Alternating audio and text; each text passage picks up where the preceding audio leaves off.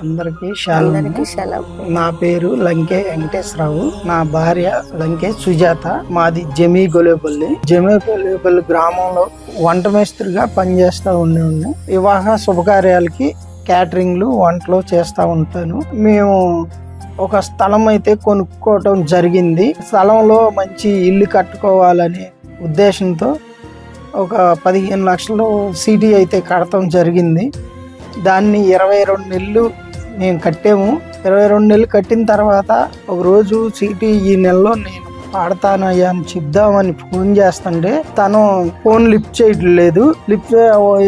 ఒక 5-6 రోజులు ఫోన్ చేసినా సరే ఆయన ఫోన్ తీయలేదు అని చెప్పేసి వాళ్ళ గుమస్తాకి ఫోన్ చేస్తే ఇంకెక్కడున్నాడయ్యా, సిటీ బోర్డు తిప్పేసి డబ్బులన్నీ తీసుకుని మా అందరికి కాడ చెప్పా పెట్టకుండా ఆయన వెళ్ళిపోయాడు. ఇంట్లో శబ్దం వచ్చిందని వెళ్ళి చూసేసరికి నా భర్త మంచం మీద పడిపోయి ఉన్నాడు.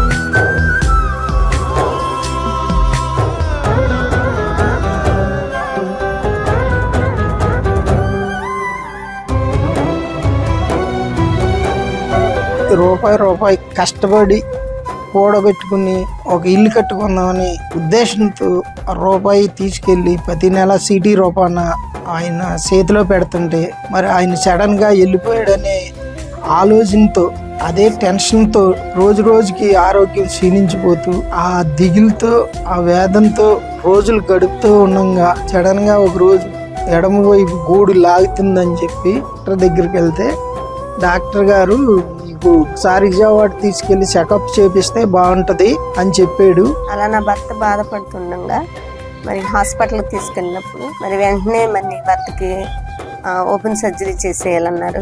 హాస్పిటల్కి తీసుకెళ్ళగానే ఈసీజీ తీపిచ్చారు. ఈసీజీ తీసి ఇంకా పరీక్షలు చేసి ఎమ్మటే నీ హార్ట్ నిండా రక్తం గూడు కట్టేసింది, నీకు ఎమ్మటే ఓపెన్ సర్జరీ చెయ్యాలి, ఈ రోజే చెయ్యాలన్నారు. చెయ్యాలనగానే మరి నేను ఇంకా టెన్షన్ పడ్డాను. మరి ఎవరన్నా మీ తాలూకా ఎవరన్నా దగ్గర ఉంటే ఫోన్ చేసి పిలిపించమన్నారు. ఎమ్మటే మా అమ్మాయికి ఫోన్ చేశాను. మా పాప నాకు కాల్ చేసింది, అమ్మ మరి నాన్నకి ఇట్లా గుండెకి రక్తం గూడు కట్టిందంట, మరి ఆపరేషన్ చేయాలంటున్నారు అనగానే నాకేమీ అర్థం కాలేదు. తర్వాత నేను గుడివాడ కలవ టెంపుల్కి మరి ఫ్లైట్ వరకు ఫోన్ చేశాను. నాకు ధైర్యం చెప్పారు, ప్రార్థన చేశారు. ఎప్పుడైతే మా భార్య కలవర్ టెంపుల్కి ఫోన్ చేసి చెప్పిందో అప్పుడు బెదర్స్ అక్కడ ప్రార్థన చేసి మీ భర్తకి ఏం కాదమ్మా అని దేవునికి ధైర్యం చెప్పి మరి నాకు ఫోన్ చేసారు. అక్కడికి హాస్పిటల్కి ఫోన్ చేసి నీకేం కాదు బ్రదర్, మేము ప్రార్థన చేస్తున్నాము, నీకు ధైర్యంగా ఉండని చెప్పి నాకు ధైర్యం చెప్పారు. ఇంకా అక్కడి నుంచి నేను ఉదయం నుంచి ప్రార్థన చేసుకుంటానే ఉన్నాను. ప్రభువా, ఎంతోమంది బిడ్డలకి ఏ ఇన్సిడెంట్ జరిగినా సరే ఆ బిడ్డలకి ఏం కాకోకుండా మరి ఎంతోమంది బిడ్డల సాక్ష్యం చెప్తున్నారు. నేను కాడ నీ చిత్తం అయితే తిరిగి ఇంటికి వెళ్తే నేను కాడ నీ సాక్షిగా ఉండాలి అని ప్రార్థన చేసుకున్నాను. నేను ప్రార్థన చేసుకుంటుంటే ఆ డాక్టర్ గారు అటు ఇటు తిరుగుతా పేషెంట్లు చూస్తూ ఉండగా నన్ను గమనించి ఎంజోగ్రామ్ చేతకి తీసుకెళ్ళినప్పుడు అదిగో నీ హార్ట్ చూసుకోమని చెప్పేసి నాకు పైకి చూపించాడు. ఎంజోగ్రామ్ చేసేటప్పుడు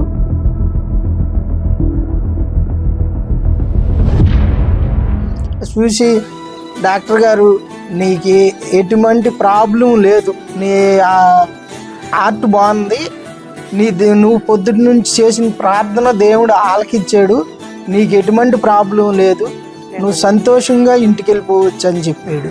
మరి అయితే హాస్పిటల్కి జాయిన్ అయినప్పుడు అయితే నీకు ఆపరేషన్కి 5 లక్షలు 6 లక్షలు అవుద్దని చెప్పారు.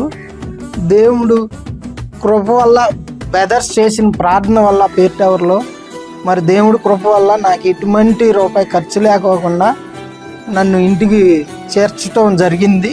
మరలా నా ఆరోగ్యం బాగుంది. నేను వంటలు చేయటం మొదలుపెట్టాను.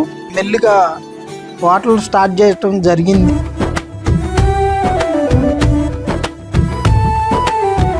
మరి హోటల్ స్టార్ట్ చేసిన తర్వాత మళ్ళీ రొయ్యల చెరువు రొయ్యి పిల్ల వేసుకోవటానికి కూడా దేవుడు నాకు సహాయం చేసాడు నా బంధువుల ద్వారా.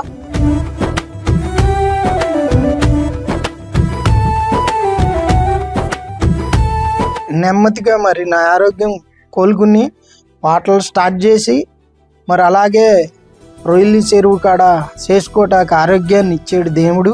మరి ఇంత ఆరోగ్యం ఇచ్చిన దేవుడికి నేనైతే ఏం చేయాలి అని ఆలోచించి మరి హాస్పిటల్లో 5-6 లక్షలు అవుతాయి అన్నారు. రూపాయి ఖర్చు లేకుండా నన్ను ఇంటికి పంపించాడు కాబట్టి దేవుడు, మరి దేవుడికి నేను ఏమి ఇచ్చినా రుణం తీర్చుకోలేనని చెప్పి ఇప్పటికీ నేను 9 సార్లు కలవరి సారానికి నేను అందించటం జరిగింది.